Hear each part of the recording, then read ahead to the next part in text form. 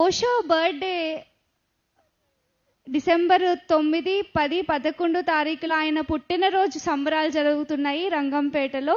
So ఆ వేడుకలకి సంబంధించినటువంటి details అన్ని ఇవ్వడానికి వచ్చారు వసంత్ గారు. ఆయన్ని స్టేజ్ మీదకి సాదరంగా ఆహ్వానించుకుందాం. మరి అక్కడ జరిగే కార్యక్రమాలకి వెన్నంటే ఉండి ఎన్నో సహకారాలు అందిస్తున్న అనిత మేడం మరియు సత్యవేణి గారు, వీళ్ళందరూ కూడా మరి అక్కడ జరిగే ధ్యాన యజ్ఞాలకు ఎంతో సహకరిస్తున్నారు.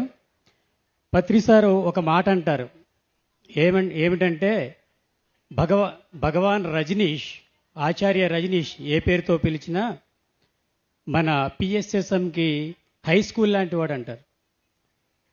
మనది లోప్సాంగ్ రాంపా టీము అంటే కాలేజ్ లెవెల్ పిఎస్ఎస్ఎం, కానీ ఓషో హై స్కూల్ లాంటి వాడు అంటాడు. మరి ఓషో పుస్తకాలు ఎంతమంది చదివారు ఇక్కడ?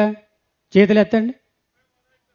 Okay, very good. చదవని వాళ్ళు ఎవరైనా ఉంటే చదవాలి. ఎందుకంటే మనకి హై స్కూల్ వరకు పెండింగ్ ఉండకూడదు. మనది ఒకే పాఠశాల. చిన్నప్పుడు స్కూల్లో చెప్పినట్టుగా ఫస్ట్ క్లాసు, సెకండ్ క్లాస్ అని సపరేట్ కేటగిరీలు లేవు. యమ నియమాలు ప్రతి సొసైటీ నియమాలు ముందు పెట్టి ధ్యానాన్ని తర్వాత నేర్పిస్తాయి. పత్రి సారు యమ నియమాలు చివరిలో పెట్టారు. అలా చివరిలో పెట్టడం వల్ల మనం అందరం ఈ వేదిక దగ్గర రాగలిగాం. ఈరోజు పిఎస్ఎస్ఎం రోజు రోజుకి అభివృద్ధి చెందుతుందంటే కారణం యమ నియమాలు వెనక్కున్నాయి.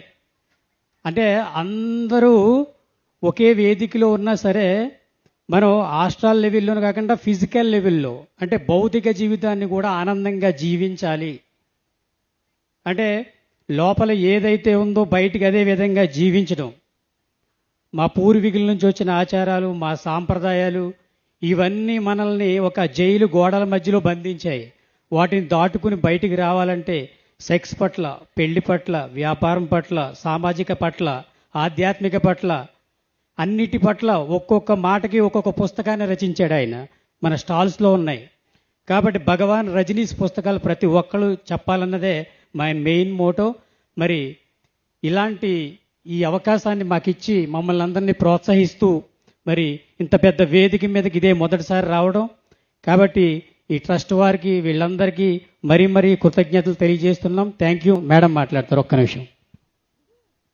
ఓషో పుట్టినరోజుకి విచ్చేయాలని మరొకసారి ఆహ్వానం పలుకుతున్నాం ఓషో ధ్యానాశ్రమం నుంచి. Thank you.